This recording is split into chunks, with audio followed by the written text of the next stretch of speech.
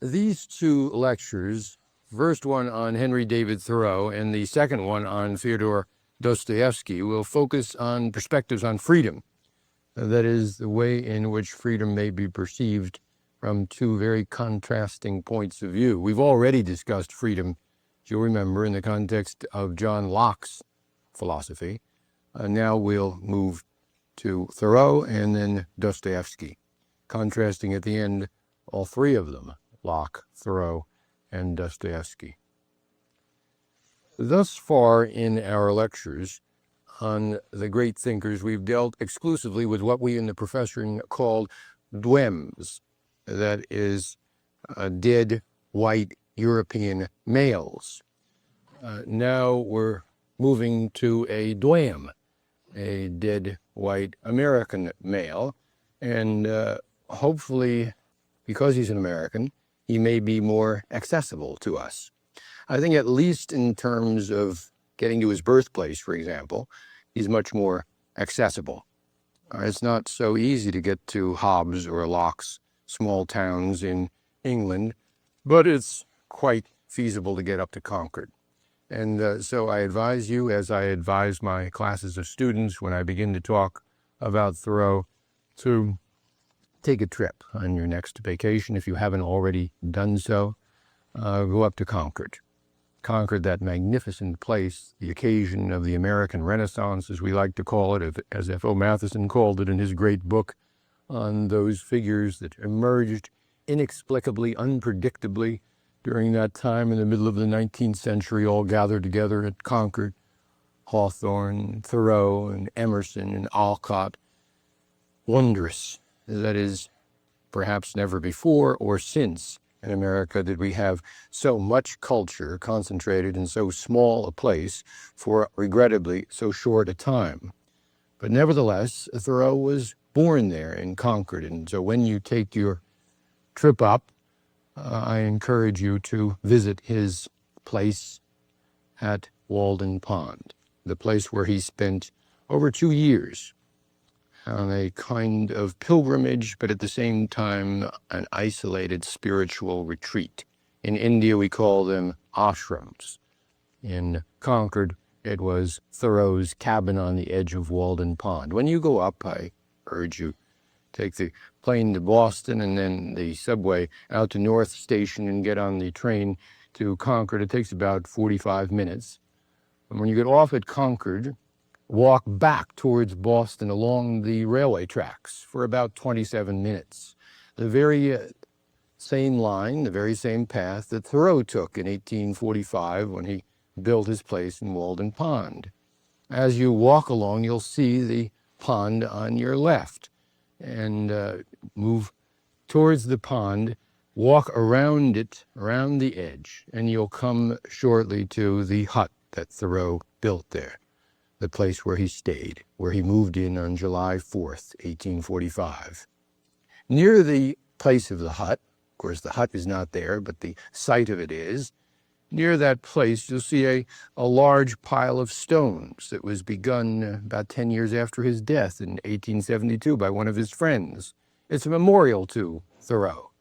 And those of us who admire Thoreau take a stone and add it to that pile, which is extraordinarily high. On occasions where I've been up there and walked around the pond and talked to people who were throwing stones in that pile, and I'm sure several of you have done this yourselves, have made that pilgrimage that my spouse and I try to make every year if we can on our wedding anniversary. Thoreau means that much to us. When we do that and add a stone to the piles, and as we'll talk to other individuals, and they'll all over the world, they will have come from Asia and from Africa and all parts of Europe and the United States at times. I haven't met them from all those parts of the world, but I infer that from the dozens of people that I have talked with when I've gone up and walked around Concord and the pond. What is it about Thoreau that fascinates people so much? What is it that explains this appeal? Why is it that in the years that I taught, for example, at Indian universities in Delhi and Calcutta and Madras, that students there were more interested in Thoreau than any other American writer? Why? What was it about his thought that has a universal connotation that draws people to him? Why should they be more fascinated with Thoreau's version of transcendentalism than with Emerson's, or more interested in Thoreau's naturalism than in Hawthorne's fiction. More often, individuals ask me in small towns in India, have you read Thoreau? I think the attraction, the appeal is because of his journey. That is the personal journey that he took, the way in which he devoted his life to a kind of cause. And that cause is, as we'll see spelled out in Walden, or you've perhaps seen, because I assume that most of you here have read Walden at one time or another. He spells it out in Walden, and there and elsewhere, he makes it clear to us that he was influenced, as very few Americans have been, not only by European and American thinkers and writers, but by Indian and Chinese thinkers and writers. There's an excellent essay on this from my colleague at Barnard College, Barbara Miller, who writes in an afterword to her recent translation of the Bhagavad Gita, why did Thoreau take the Bhagavad Gita to Walden Pond? How many Americans, writers, philosophers, may we say that they had with them as they journeyed through life a copy of the Bhagavad Gita, especially in 1845 when it wasn't particularly fashionable as it was in the 1960s to have a copy of the Bhagavad Gita in one's hands. Thoreau had it with him, and he understood European wisdom, and he often said that two people that influenced his quest, his journey, were Socrates and the Buddha. And I think that if we take those two individuals and look at them in terms of their lives, much can be said about how Thoreau's personal journey is explained in terms of Socrates and the Buddha. There was a story that Thoreau liked from the Socratic dialogues, from Plato's great work, The Gorgias. It's a story that I've told before in this series, that is in the lecture that I gave on Plato here 18 months ago, but I want to retell it again briefly, because it captures, from Thoreau's point of view, so much of what he was about. The story begins in Athens, about 411 BC, when Socrates is in the marketplace, the Agora, and he's discussing, as he repeatedly discussed, the great ideas of great wisdom, that is, beauty, truth, justice, goodness. What is right? What is good? And as he was discussing this among his friends, Plato among them, of course, his young disciple and pupil, Plato, off in the distance, Plato and the group sees a figure who was not particularly sympathetic to Socrates, one of those who was responsible ultimately for Socrates taking the hemlock, Callicles, a sophist, in part a creation of Plato, because Plato was always putting down the sophists, but in large part, too, an individual that represents all that Socrates despised about Athens, and to some extent all that Thoreau despised about Concord. And that is a life given not to a quest for goodness and justice, but rather to the drachma or to the dollar. And from Socrates' point of view, when he sees Callicles coming in the distance, he says his instinct is, well, let's bring Callicles into this discussion. And Plato says, Socrates, you know that that's impossible. Callicles never wants to join us in any discussions of this kind. I mean, you're talking about transcendent ideals, and the sophists don't believe in that. They're relativists. You know the whole story. And Socrates says, yeah, but let's try. Let's make another attempt. And Callicles comes closer, and Socrates, in the midst of this discussion, puts his hand on Callicles' shoulder and says, Callicles, please join us in this discussion. And Callicles looks at Socrates and says, will you leave me alone? This nonsense that you're constantly dishing out. Look, you're spoiling our youth. Remember, Socrates was ultimately convicted of corrupting the youth in Athens, the worst possible charge. It was scandalous and infamous charge that any democracy is brought against a prophet. But as Socrates says, join us, and Callicles saying, forget it. And Socrates tightens his grip just for a moment and says, Callicles, we're engaged here in a discussion of some importance, and that is, what course of life is best? With that line, with that sentence, I think political philosophy is born. That is, the goal. The goal in life is to determine what course of life is best. And Plato sets this goal throughout his works. This is the question, not only in the Gorgias, but in the Republic and the Symposium and the Laws and all the other dialogues. He's constantly presenting this question to us. Socrates set forth the question best. He set forth the goal best, the aim best, according to Thoreau. That is, from Thoreau's point of view, it was in Plato and Socrates that the Socratic quest is defined, that the goal, that the aim is best set forth. But, he said, from his point of view, it was not in Platonic dialogues, but it was in Eastern wisdom that the method was contained. The method was that of the Buddha. And from Thoreau's perception, and rarely did we have this in the United States, that is, an individual who would be able to put Buddhism and Platonism on each and be able to converse easily in both and to gain insights from both. And this is why the Indian students ask me, have you read Thoreau? Because they feel in him a kindred spirit, and they feel in him a kindred spirit because they know very well that he's read the Bhagavad Gita, and because he adores Buddha, and it's particularly the life of the Buddha that he is attracted to, because that life, and you've probably seen the life explained in Joseph Campbell's splendid works on Eastern mythology, especially the Hero of a Thousand Faces, or perhaps in the the PBS series with Bill Moore and Joseph Campbell. Joseph Campbell describes it and analyzes the life of the Buddha extraordinarily well in terms of stages of development. And I think these stages of development applies extraordinarily well to Thoreau and to his life. And I feel that Thoreau would have felt the same. And that is, when we're looking at the life of the Buddha, according to Campbell, the first stage is that of separation. When the Buddha turns his back at age 18 on the affluence, the lifestyle, the possessiveness of his parents, of his father especially, who was determined to keep him in the palace. Buddha, a Hindu, at that point, confined to the palace, and then you probably know the story. He turns his back on that, manages to contrive an escape from the palace for a short period of time, goes out and finds that all that his father told him just isn't so. That is, that there's death and disease and old age out there.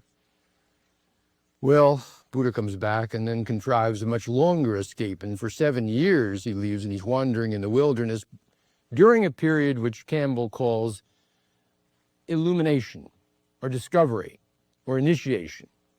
It's a period of time, and this is the important point, in which the journey is a physical one, in a sense, but more important than that from Thoreau's point of view, and this is what he was especially fascinated with. It was a spiritual journey. It was an inward journey. It was introspective. And that's why it seems to me it is a precise parallel to the kind of journey that Thoreau took. Thoreau, of course, traveled all over the East, but when he journeyed as he did in Walden Pond to a point in time, it was a point in time within him. It was a spiritual journey. And that's what I think fascinates people. As Campbell says so well, dozens of cultures around the world have set forth the same kind of paradigm for their heroes. That is, separation, when one says an emphatic no, in a nonconformist spirit to one's prevailing culture, and then initiation or illumination, which is always a journey of introspection, and then, as Campbell says, again, precisely what happened to Thoreau, the last part of the journey is the return, when one re-enters society and the wisdom that one manages to convey if one has discovered anything. And as Thoreau liked to say, the highest wisdom of all is that wisdom gleaned from not the Platonic texts, but from the Hindu texts. Recall the Hindu texts, the Upanishads, especially the Chandogya Upanishad, says that the truly enlightened man is he who sees all being in himself and himself in all being.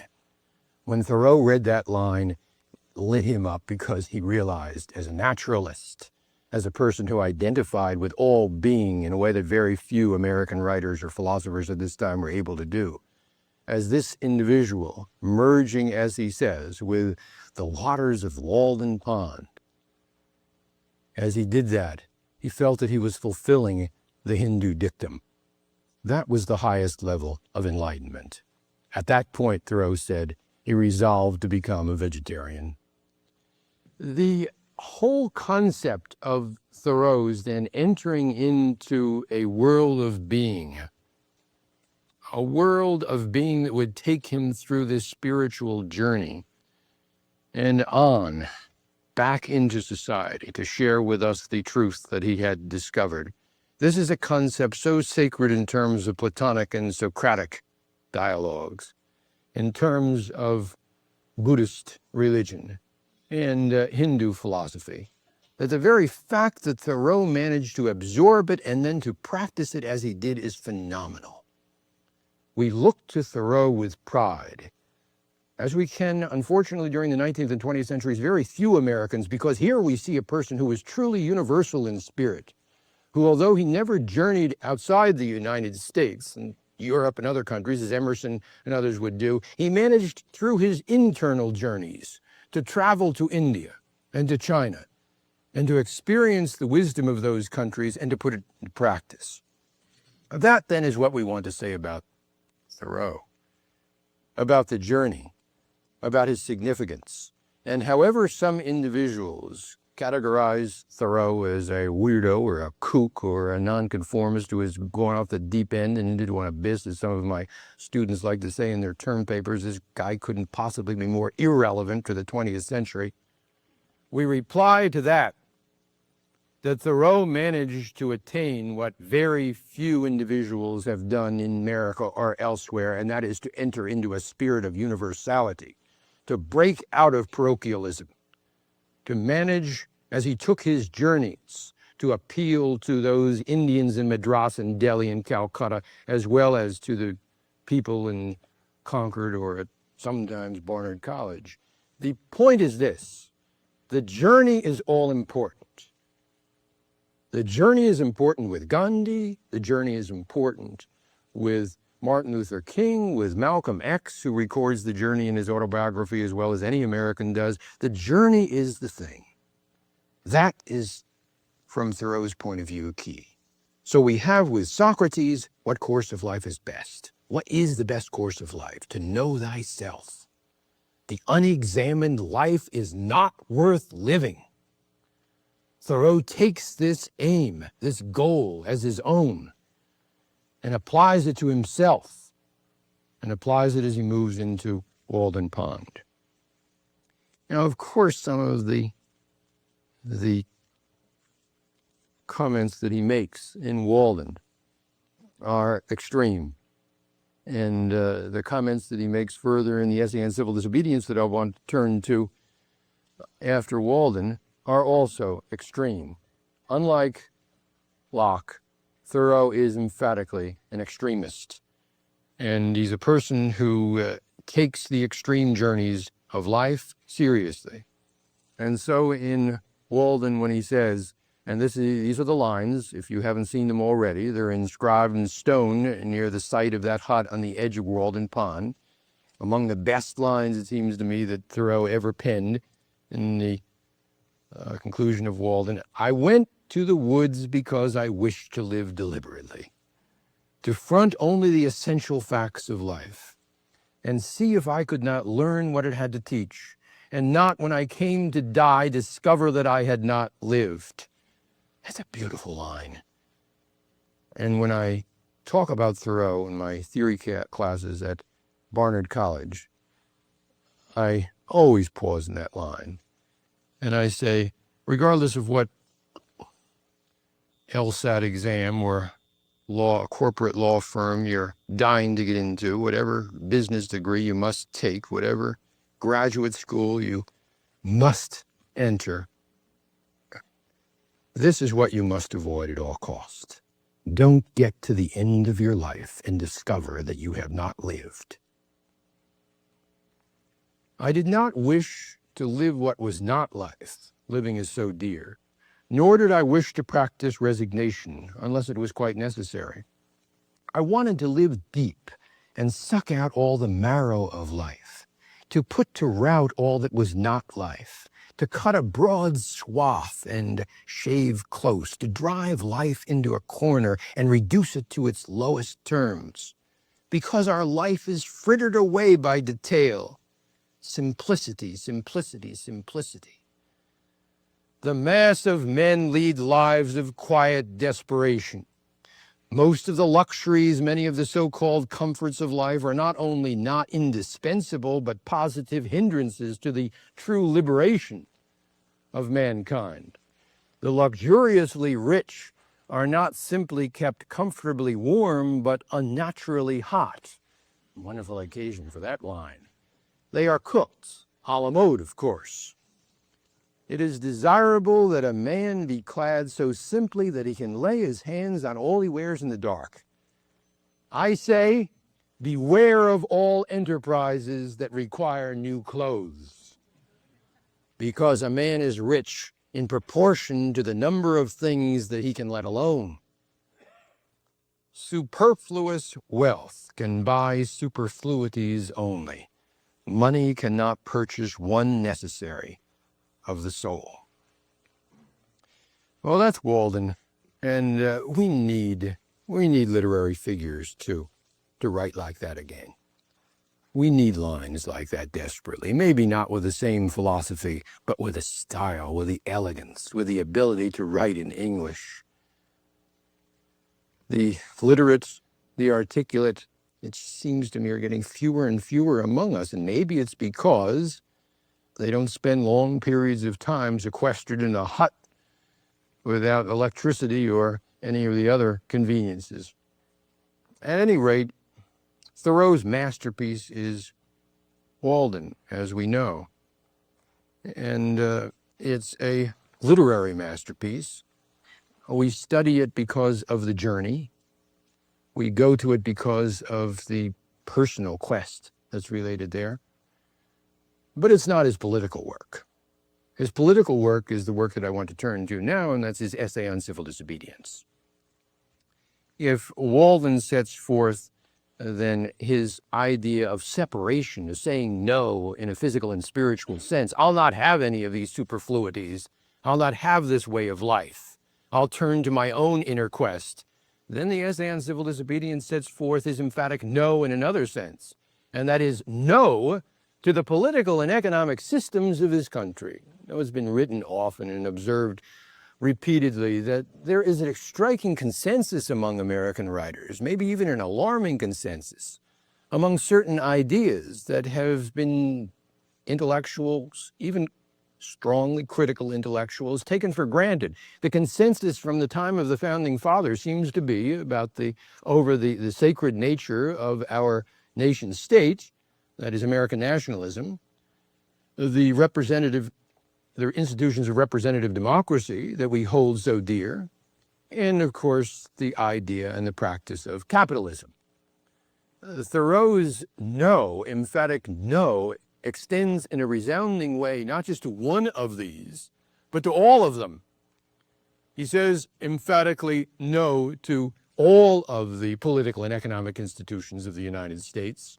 He insists then, in the most categorical and sweeping way, to be a total outsider, whereas the reformist Locke that we looked at earlier is very much of an insider within his own culture. We can look, it seems to me, and search for vain for a person who is more of an outsider in American culture than Thoreau. He puts himself so far outside the consensus of values, political and economic values, that so many people from Jefferson on thought were sacred. Thoreau is so iconoclastic, we sometimes think that he is out above all to smash idols, but there is a positive side, as we'll argue, to his thought.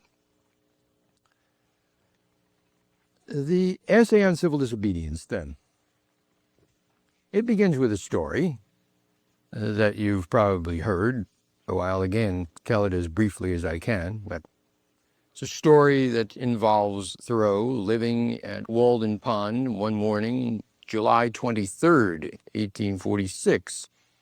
He notices that his shoe needs some repairing, and so he has to walk in those 27 minutes. I'm sure he made it much faster than we do when we go out to Concord and look up the cobbler and get his shoe repaired. Well, he walks into town. As he's going through the town square, he runs into Sam Staples, an old friend of his.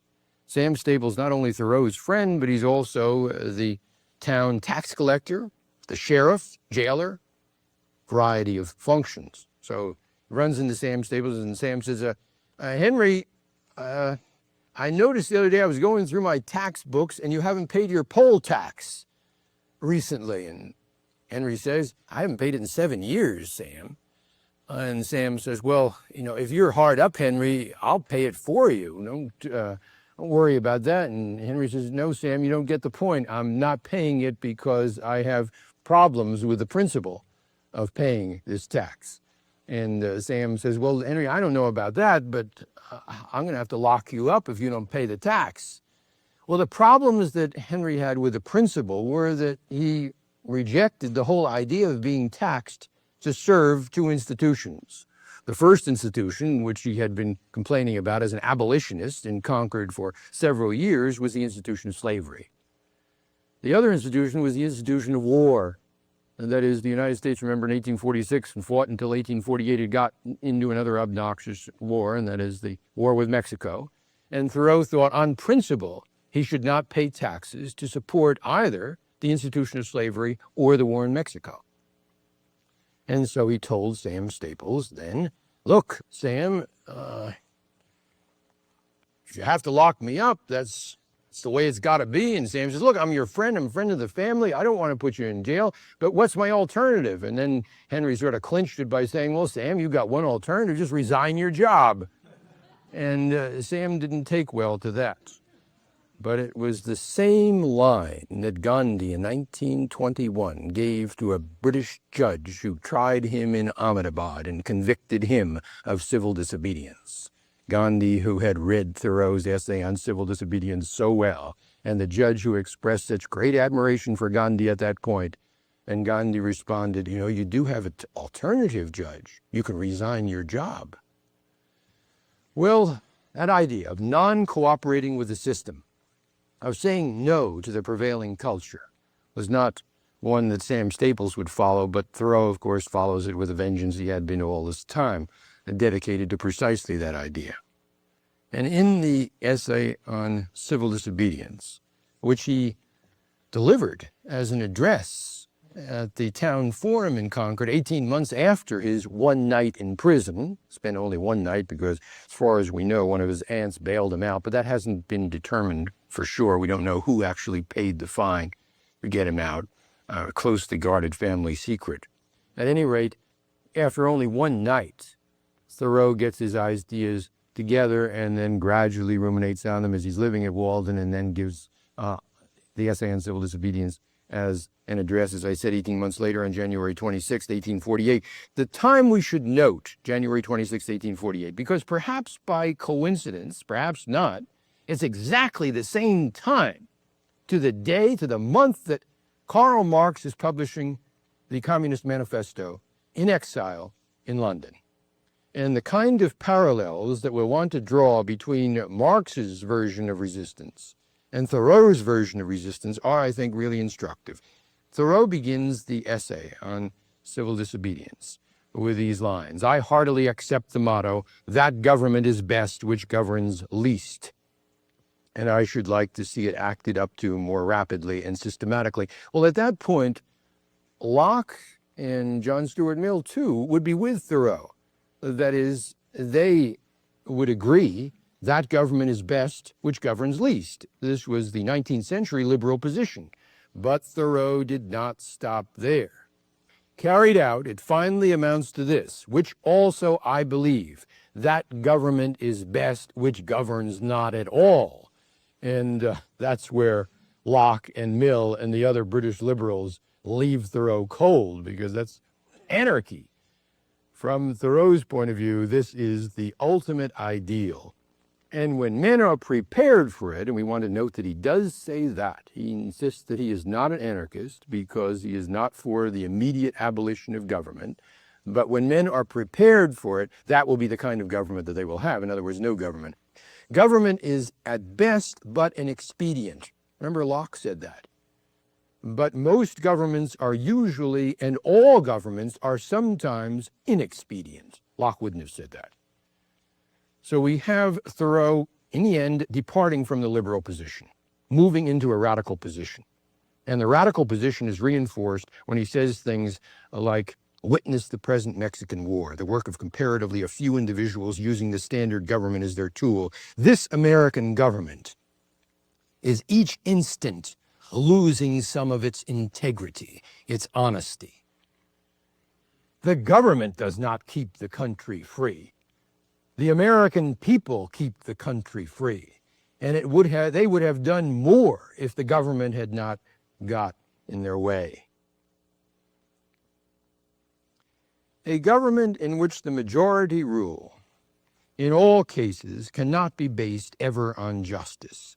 Can there not be a government in which majorities do not virtually decide right and wrong, but free conscience? In which majorities decide only those questions to which the rule of expediency is applicable?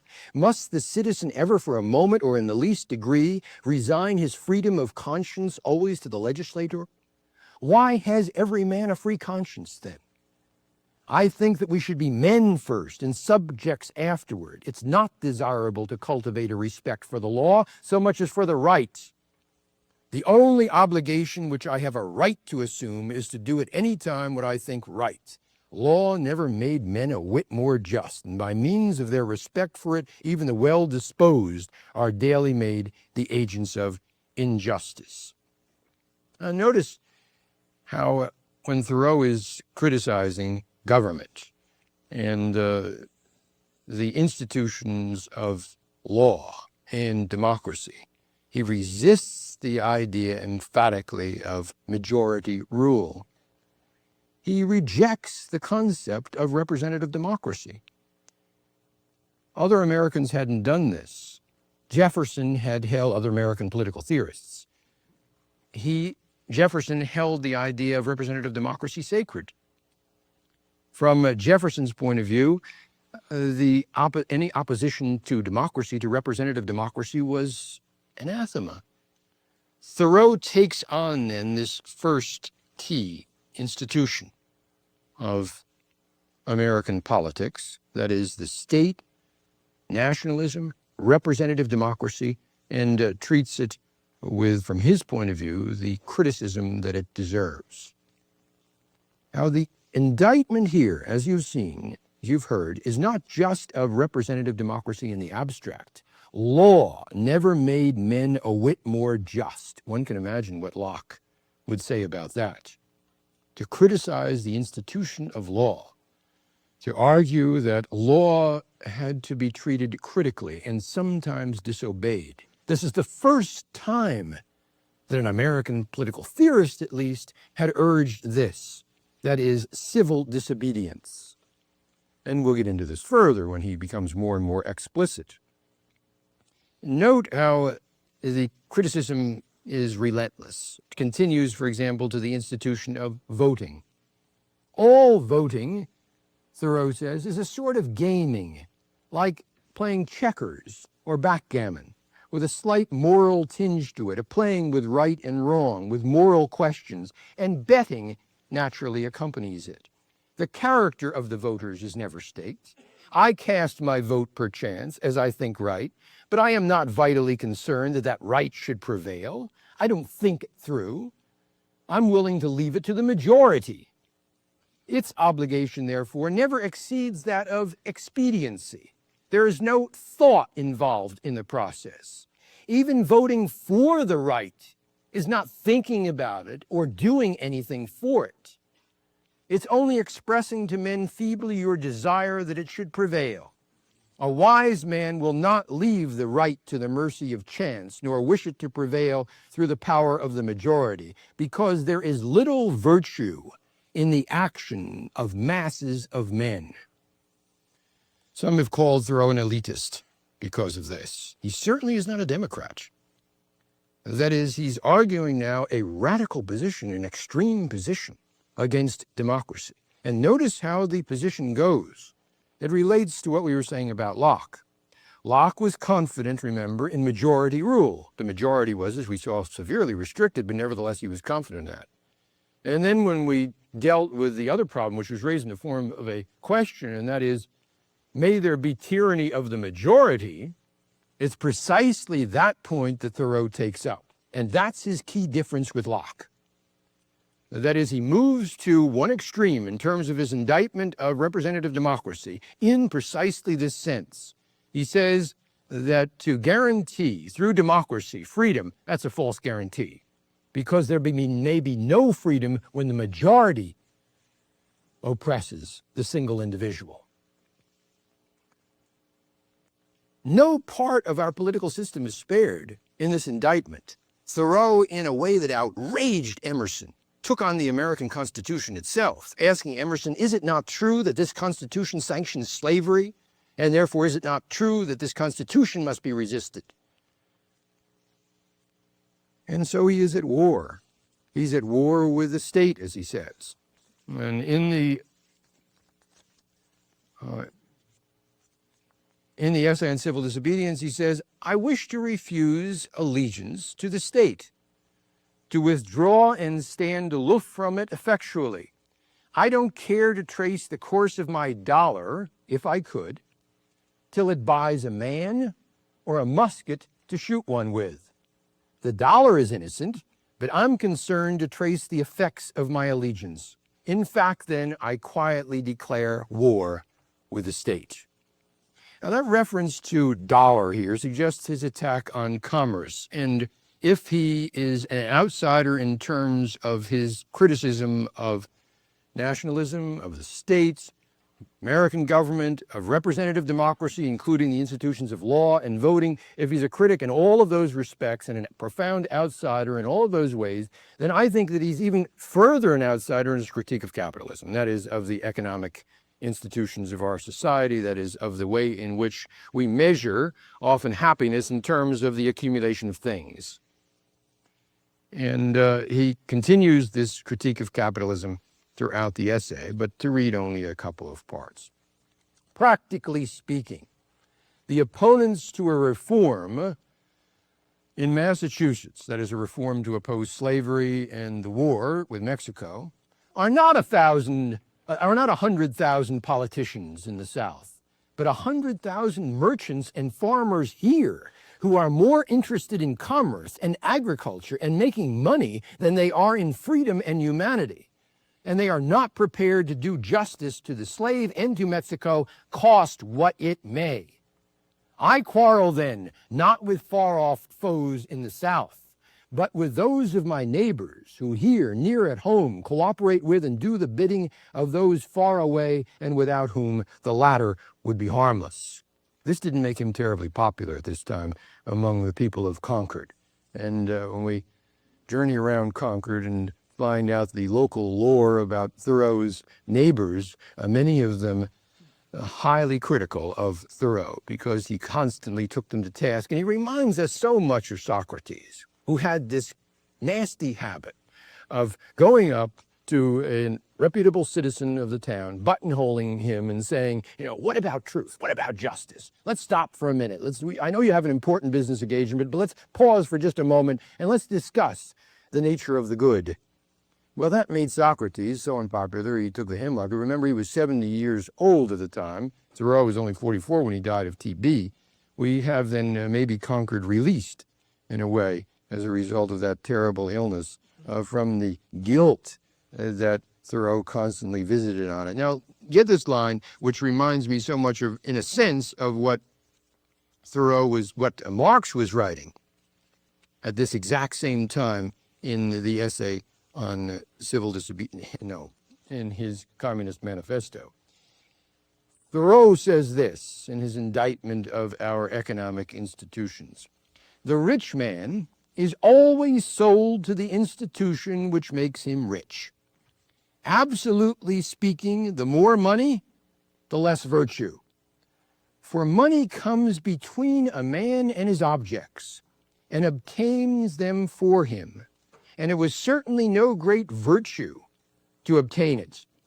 It puts to rest many ethical questions which he would otherwise be taxed to answer, while the only new question which it puts to him is the hard but superfluous one of how to spend his money. Thus his moral ground is taken from under his feet. The opportunities of living are diminished in proportion as what are called the means are increased. Now, Thoreau didn't read Marx, and Marx certainly didn't read Thoreau, but the similarities here are sometimes striking.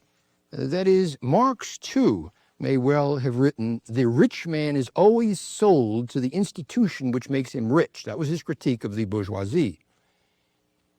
But he wouldn't have said, absolutely speaking, the more money, the less virtue, because Marx felt that he was a social scientist, not into a moral indictment of humanity, and he never used the term virtue and the need to attend to one's virtue. So notice this clear distinction between Thoreau as well as the parallel, that is both Marx and Thoreau coming down hard, very hard, on the capitalist class.